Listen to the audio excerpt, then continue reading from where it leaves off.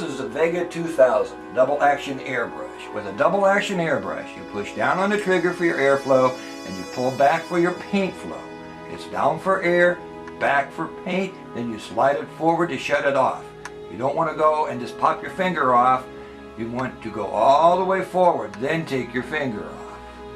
Now when you buy an airbrush, you really should familiarize yourself with the airbrush and how it works. So here we're going to pull this apart, let you see the various components. We take off the handle, take off the lock nut, pull out the needle. This means the trigger will now come out. You notice the trigger is a one piece. Now we take out the collar, and we still take out the collar, all the internal compartments. Now for the front, we pick up a little wrench that comes with your airbrush, loosen the head, take this off, inside is your tip,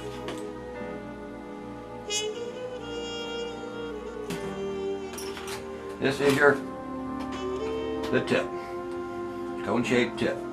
Now those are your components. Now to put it back together, first I should explain. Some airbrush, this is your back lever or rocker is attached to your needle guide. On some airbrushes that is not attached and it just sort of floats inside. So be very careful, make sure you put it back in the same position as you took it out. Now, put the airbrush back together. Take the trigger. Make sure the slot is lined up so the needle will go through it. You put it in until you find the spring. Now you got the spring.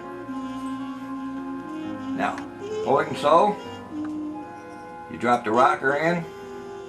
So that little part over there comes up on the top. Drop in the spring.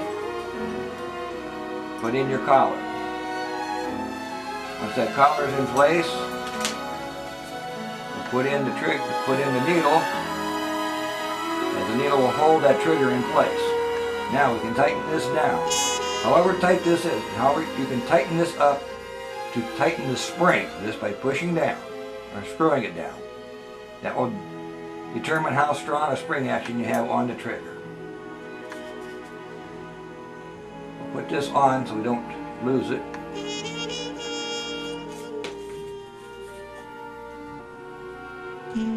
We put on the cone tip. Put the headpiece back on. Give it just a little bit to tighten it up. Make sure the needle's all the way forward. Tighten down the nut. Put on the handle.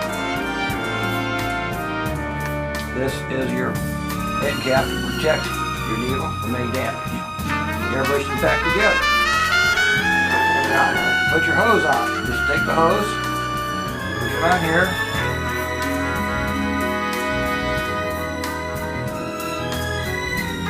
Tighten this down.